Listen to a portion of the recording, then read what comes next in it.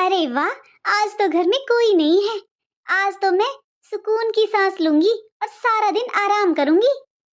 Mummy, भाभी। अरे, ये तो प्रिया की आवाज है। भाभी, मम्मी कहाँ है? दिखाई नहीं दे रही। अरे दिखाई नहीं दे रही तो इसका मतलब घर में नहीं होंगी ना। और तुम बताओ, तुम्हें एक हफ्ता भी नहीं हुआ गए हुए? क्या तुम एक हफ्ते भी अपने ससुराल में नहीं रह सकती या रोज रोज आ जाती हो? अरे भाभी, आप ऐसे क्यों बोल रहे हो? मेरी अभी मम्मी से बात हुई थी, वो बोल रही थी पापा जी की तबीयत ठीक नहीं है। पास में तो घर है मेरा, मैं यहाँ से निकल रही थी, सोचा पापा जी से मिल लेती हूँ। अरे बस बस, मैं सब जानती हूँ तुम्हारे मन की बातों को। तुम्हें सिर्फ घर में कलेश कराना होता है। एक हफ्ता हो गया मेरे घर में कलेश नहीं हुआ, अब तुम्हें अच्छा नहीं लग रहा होगा ना। सोचा अब चलती हूँ, घर में अपने माँ बाप को सिखाऊंगी और घर में कलेश करवाऊंगी।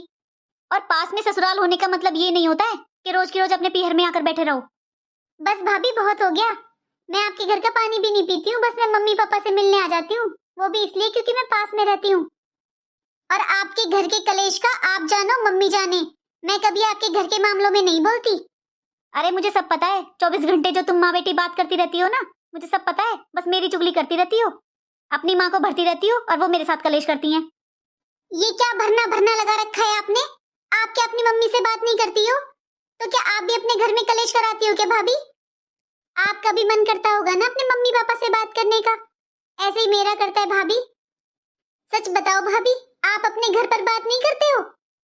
हाँ हाँ, मैं करती हूँ, सबसे बात करती हूँ, लेकिन मैं पीहर को पीहर की जगह और ससुराल को ससुराल की जगह रखती हूँ।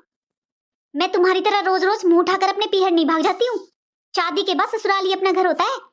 ऐसा है दीदी, अपने ससुराल पर ध्यान दो और अपनी ससुराल में मन लगाओ। ये मेरा घर है क्योंकि ये मेरी ससुराल है, और मुझे मेरे घर को अपने हिसाब से चलाने दो।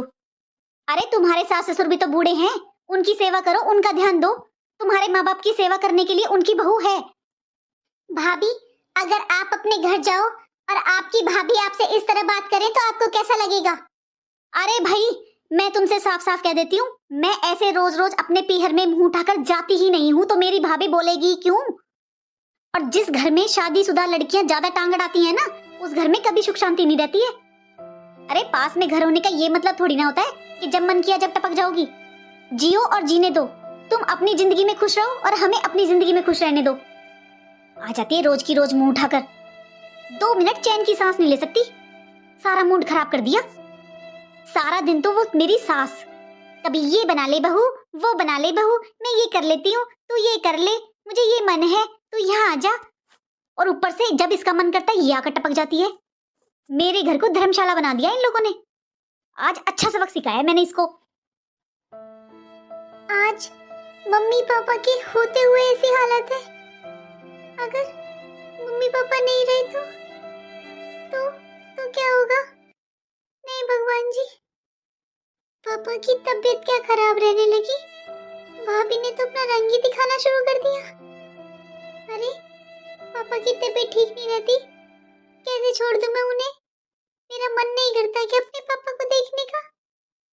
पापा से मिलने गई थी मैं, पापा से भी नहीं मिली, भाभी ने बाहर से भगा दिया। अरे क्या एक बेटी अपने माँ बाप से भी मिलने ना जाए? मेरा पास में घर है तो इसमें मेरी क्या गलती है? अरे पास में घर होता है, मैंने तो ये सोचा था अपने मम्मी पापा से मिल लिया करूंगी, लेकिन भाभी ने तो घर ही आना बंद करा दिया मेरा। मैं तो कभी इनके घर पर जाकर कभी आज तक चाय भी नहीं पी, एक कप पानी भी नहीं पीती, बस मम्मी पापा से मिलकर आ जाती हूँ मैं तो। फिर भी भाभी इतना सुना देती है, भाई भी भाभी से कुछ नहीं कहते। अरे मैं अपने मम्मी पापा को कैसे छोड़ दूं? क्या शादी के बाद बेटी का अपने मायके में अपने माँ बाप पर भी अधिकार नहीं रहता?